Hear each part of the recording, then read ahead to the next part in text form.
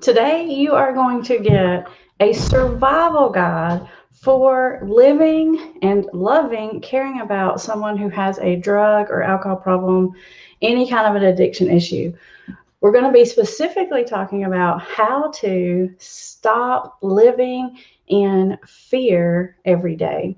And not just fear, but the other couple of emotions I think that really are on that roller coaster with you would be guilt and anger.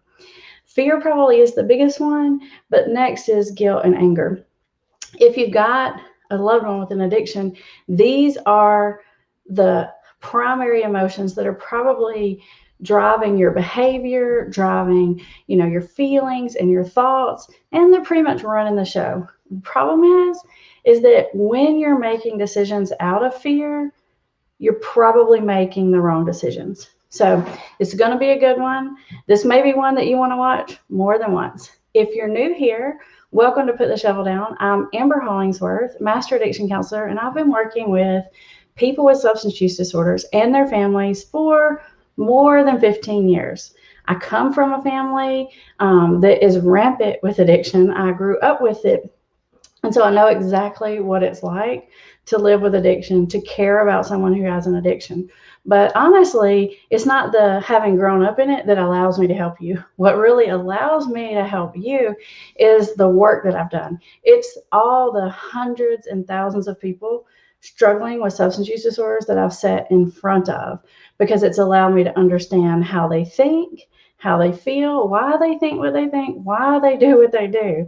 And so it's all of that insider information that I am bringing you. That's what this channel is all about. It's about having sort of an insider who understands what it's like to live with someone with addiction, but also understands what it's like inside the thinking of the person who has the addiction.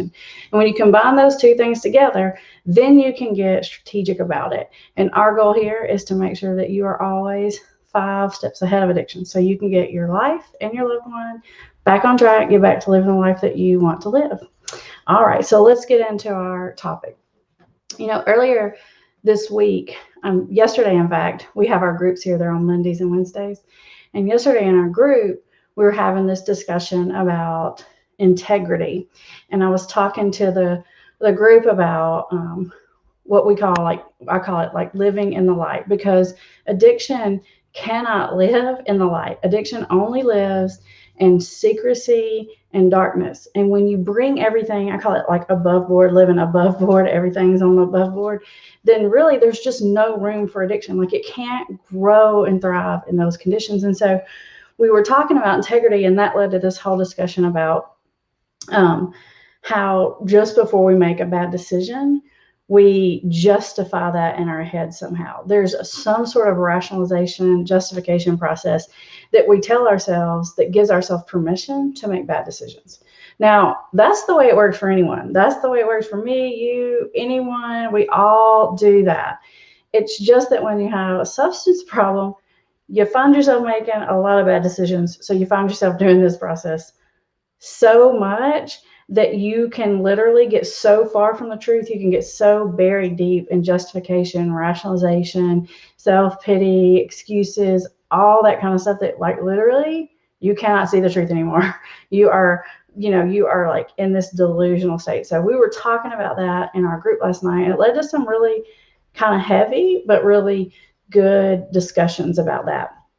And today, I really want to talk to you family members about that same kind of thing, about why you're making the decisions you're making, why you're giving yourself permission to make decisions that you know deep down inside are not good decisions, so that you can live above board, so that you can live in the light too. Because if you get in the light and if you're above board, it's going to be really hard for their addiction to thrive. Hey, Tammy. Hey, Kelsey. Thank you guys for joining us. Hey, Weston. Weston is my son. He left me those little smiley faces. Thanks, Weston. Because, I like to say addiction is like a parasite, and it doesn't take too long before it literally like consumes everything that the person that has the addiction has. Like, it takes your time, money, energy, resources, self-esteem, it takes everything you got. And it's like, then it consumes the addict, and when it runs out of resources there, it starts to sort of consume on the family. And so if you stop feeding it, it's really hard for it to live. Now, I will tell you, sometimes when you stop feeding it, someone else steps in and they start. And that is super frustrating, but you can't control that. What you can control is whether or not you do that. So today is all about taking a hard look at why you're making the decisions that you're making. When you're making decisions out of fear, they are probably wrong decisions. Our brain is designed to keep us alive. It is not designed to help us thrive. It's not designed to help us do our best and live our best life. It's just there keeping us alive. And sometimes, in the effort to keep us alive, it keeps us stuck and not doing the best that we can do. We're just getting through. And you've been doing that for a long time. You've been in survival mode for a long time. And my guess is you're probably getting tired of it. You're probably getting sick of living that way, and that there's something more out there for you. And the first thing I do is quit being held hostage. And in order to quit being held hostage, you have to quit making decisions out of fear. So I'm going to give you some examples of those decisions, and hang in there, because we're going to have some discussion about making decisions out of guilt and anger as well. And what I'd like to do is, as you're going through this, I'd like for you guys to tell me, maybe what's the last decision, looking back, like in your heart, you're like, I made that decision out of fear. I knew it was the wrong decision, but I was being held hostage by fear, and I did it anyway. I made it anyway. So let me know that, because number one, it's good for you to do that, because if you say it out loud, then you're really acknowledging what's happening there, and you're less likely to do it again. It's kind of like with my clients, I'll say, when you come in here and tell me that you're thinking about using drugs and that you looked up on your computer how to do it, I'm not as worried that you're going to do it, because if you really want to do it, you wouldn't be telling me you did it. Like, when you say it out loud, it makes it a lot less likely that you're going to, especially when you say it out loud, like in a therapeutic or like a positive, good context kind of way.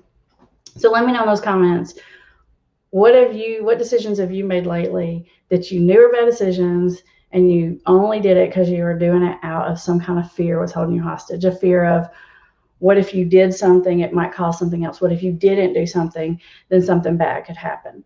And I'm going to give you some common examples, but I'd love to hear some real life examples from you. Not only will you help yourself doing that, but you'll help some other people, because when you put it up there, other people are going to be thinking, oh yeah, I did that one too. I know what that's like. So I got to get my little list out for you. So obviously, let's start with like a really common one. A really common one is giving money that you don't want to give. Oh, look at that. Oh my gosh, I said that right when Joy put it up there. You read my mind, Joy. You're good. You probably typed that right before I said it.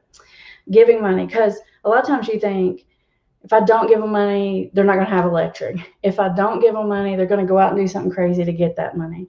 If I don't give them money, then they might go get heroin instead of pain pills. Like, there's all these different ways that you're making it okay to give money that you don't want to give. Now, you guys know, the ones of you that follow me, I'm not as crazy huge like about the money thing. Like, I don't care if you give them $5 to go to Burger King and get some lunch. Like, I'm not, like, other people are like, don't give them a cent. Like, they use that's something, like, that's not my feeling.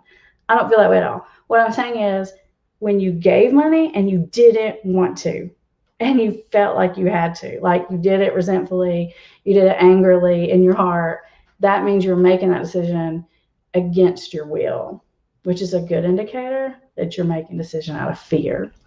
Think to yourself, how would my life be different if I weren't making all my decisions out of fear? What decisions would I make differently? My guess is it will be a lot of decisions. If you can allow yourself to get out of that fear place in your brain and in your heart, you can get smart about this. You can get strategic. And just like I tell my clients, you beat this thing by being smart, not by being tough. You don't beat this by being a cowboy. You beat this thing by being a chess player. You beat this thing by thinking 3 moves ahead, what it's going to do and what you're going to do in advance. And to get to that front smart thing for your brain, you got to get out of that fear center, because when you're in it, it runs the show. And another reason I really want you to, focus in on this is because what you're asking your loved one to do is to face their fears.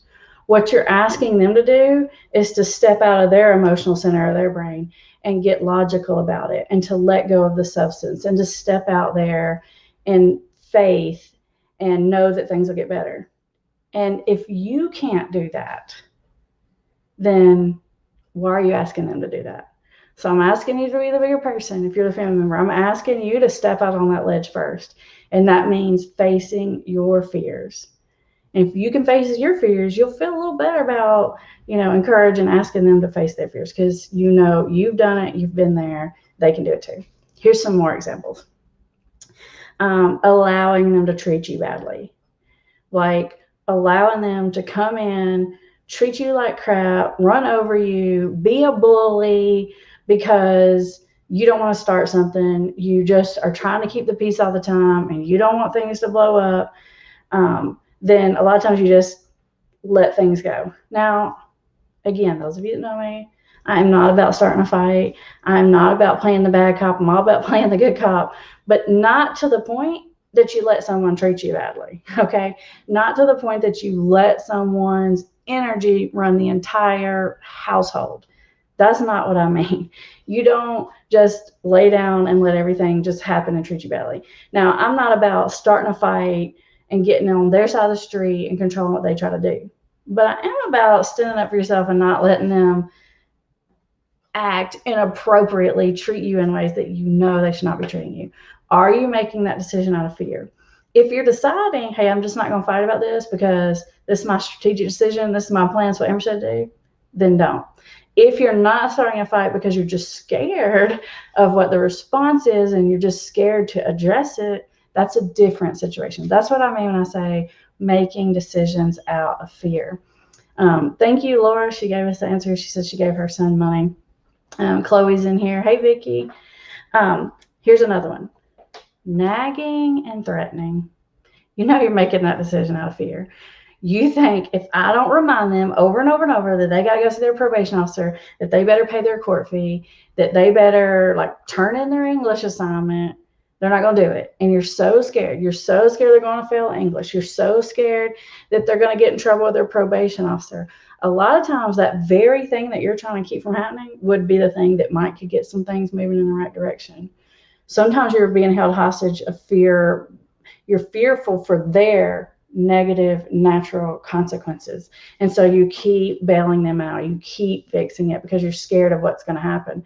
But the problem is they're not scared of what's going to happen. You're so scared, you're literally taking care of all the scare. You're holding it all in your backpack on your back, and they don't have any at all. And the deal is they need to get worried about it, right? And they're not going to get worried about it till you quit worrying about it because you're handling it for them. So let go of that. Here we go. The next two I'm going to put together in one. This is a big one. You ready? Spying and tracking. Kind of two things that go together, right? I know you done got some trackers on their phones, on their cars. I know you're looking at that Find My Friends app 24/7 a day. You're spying on them and you're tracking them. And I know you're doing that out of fear because you're afraid. If I take my eye off of it for 1 minute, something bad's going to happen. Let me tell you something. Something bad's happening anyway, okay? Your spying on it is not keeping it from happening. In fact, your spying on it is only continuing to gasoline your fear. So you're literally keeping that fear fire going when you're doing that. You're making it worse for yourself. And you know what's funny is, because you guys know I'm the one here at the office that always sees the person with a drug or alcohol problem. They know you're spying. They're not dumb. You know what they're doing? They're spying on you, spying on them. I can't tell you how many times it's I done looked at my husband's phone and I know he was telling his friends this and telling his friends I know he's watching me. Literally you're spying on them, but they know it and they're watching you do that. They're 5 steps ahead of you. And I want you to get 5 steps ahead of them. I don't want you to worry about what they're doing right now. I want you to think about what's coming next and after that. And I want you planning for that. You need to get ahead of it, not running after it, trying to chase it and trying to find it. We're going to get past that. We're going to get in front of it. Forcing things like schoolwork or, you need to call those people that you applied the jobs for, just submit that online application, that's going to work. And you're nagging them to call and do all these things to make sure these things work out. Again, that's you being fearful of their natural consequences. If you're making a decision out of fear, it's probably a bad decision. If you're making a decision out of strategy and you've thought it through and you know what you're doing, I'm fine. A lot of times it's the intent behind the decision. It's not even so much what you're doing, but why you're doing it that matters. And that's what I talk to the people that I see all the time about. Why did you do what you do? Because that's what integrity is about. A lot of times we'll say, yeah, like I told I told my new girlfriend that I had a substance abuse problem when I was in recovery. I'm like, okay, but did you tell him? Or did you say something like, yeah, in the past I drank too much, but I don't anymore. Like, did you really do it? What was the intent there? Or did you just sort of superficially do it? Recovery requires vigilant honesty. Not just about like telling the truth to someone else, but vigilant honesty with yourself about why you're doing what you're doing. Not just for the person in recovery, but also for the family. And a lot of times the family has to get it first before the person can get it. So again, asking you to be the big guy. Hey, Meg. Hey, Connie. Guilt. A lot of times you may be making decisions out of guilt because maybe you feel guilty. And I guess I might put like overly empathetic kind of in there with the guilt for this, but you might be feeling bad about something that happened to them, and you're like, maybe you're parenting out of guilt, or maybe you're allowing a spouse to say and do something horrible because you feel guilty for your kids, like if you got divorced. Hey, Weston. Hey, Laura. So when you're doing that out of guilt, you're like overcompensating for something. Maybe you feel empathetic or you feel bad because they have depression or they have anxiety, and you're taking it too easy on them because of that, or you're letting them make excuses and rationalizations. You're like letting them off the hook. You're not allowing them to be responsible for themselves because of some kind of like either guilt that you have or some kind of like over empathy for some kind of situation. Maybe it's not something you feel like you did, but you feel bad that the person has this certain situation. So you're not holding them accountable. You're not doing them any favors, and you're not doing yourself any favors. Making decisions out of guilt is just like a different subcategory of making decisions out of fear.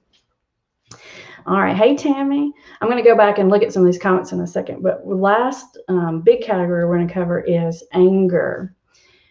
Here's some decisions you might be making out of anger. And that is when you are constantly reminding the person of their wrongs. You're constantly throwing it in their face.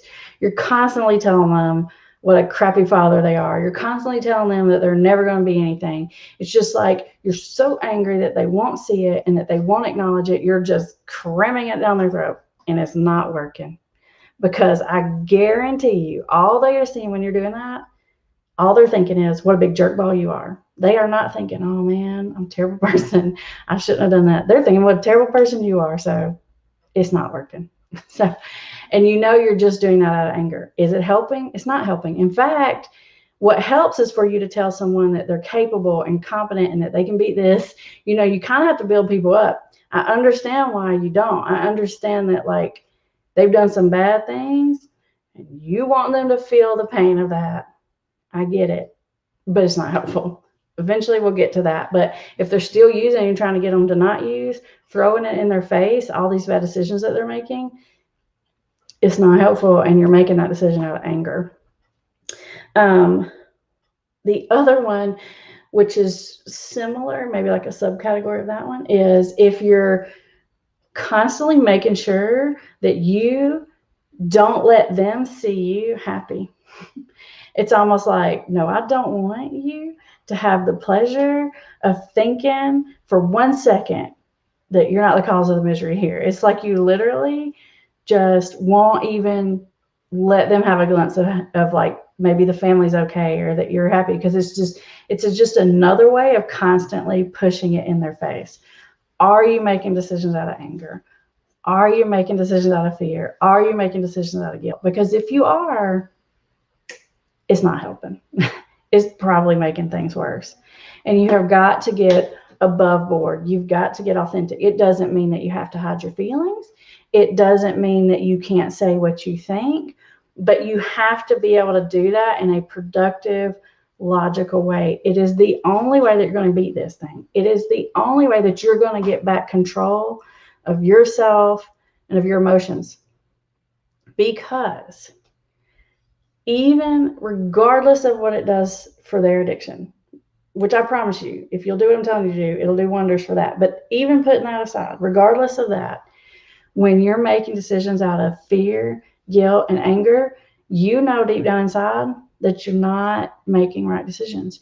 You're doing things that ultimately you feel guilty about, you feel angry about, you feel bad about, which is causing you to not like yourself, which is why you get so far in this thing that you can't even recognize yourself anymore. That you're looking in the mirror just like they're looking in the mirror, and you're like, who am I? How did I get on this planet? And what happened? Well, you got on this planet because you've been living held hostage by fear. And after today, we're done with that, right? We're done with it. Let's go back and look at what some of you guys have to say about it. Let's see. I'm going to scroll up here. Let's see. Laura says that we got confession here. Thank you. Thank you, Laura, for your confession. I nag and remind him even more and I not call him out every Friday because he forgets. Just putting it in his face. Thank you, Laura. I appreciate that. You know what? I bet you're not the only one. Y'all tell Laura she's not the only one. Vicky says, currently scared about upcoming eviction and what I should do. That fear of like, what's going to happen? Right. Let's see. What else do we got here? Chloe says, I came down hard with my partner while he was in rehab out of fear that things would go back to the way they were. I know things won't go back because I have firm boundaries now. I don't want to try to control the outcome. Hey, congrats, Chloe. You're getting there. I can feel it. I love it. Ashley, I found out my husband relapsed after only 2 weeks out, and right away I snapped at him and told him I wanted nothing to do with him. Right, it's that fear, right? It's that, and I get it, Ashley, because it's like I'm not going back down there. Like that was miserable. I am not going, and so you get angry, and it's okay to say that. It's okay to say, you know what, dude, I see that you made a mistake. I just want you to know I'm not going down in the pit with you this time. But say it from a place where you mean it, from a place of healthy boundaries, not out of fear, anger, and that kind of thing. Laura says money. Man, that's the really common one, Laura. We've all done that. I've done it. I'll confess it. Tammy says, yeah, my son says quit worrying. Well, you're probably not going to quit worrying. I'm not going to tell you quit worrying. What I am going to tell you, Tammy, is even though you are worrying, I know you're worrying and you're not going to quit. I want you to make decisions strategically and not based on that worry. And eventually you'll become more and more confident in yourself and the worry will go away. I know it doesn't tell anyone any good to tell you stop worrying. It's pretty invalidating. I know that. Lori says, mine does. Tammy, oh, Lori's talking to Tammy here. Sorry about that. I'm just interrupting any conversation. Meg says, get him on a calendar, go to lunch with a friend, and let his probation officer pick him up when he messes up. Oh, Meg, you're the one that has a doggy that looks like my doggy. Let's see. Let's see what Tammy says. Tammy says, my son texted F off when he was drunk, super hurtful. It's the alcohol, or am I helping him too much? I don't know the context of that, Tammy, so it's really hard for me to answer. But if he's telling you to back off using those other words, then hey, maybe you should. Because here's what I tell my clients sometimes. And I actually heard this from another client, which I thought was super powerful. And another client said that he got told, like in a first rehab that he was at, he said, someone told him, he said, you know, you push your family away and you just want them to leave you alone, and you tell them to leave you alone, and you tell them to get out of your life and to quit bothering you. And you know what? Eventually they do. Man, that's powerful, right? And eventually they tell you that enough and tell you that enough until you do. And then they really realize what they had.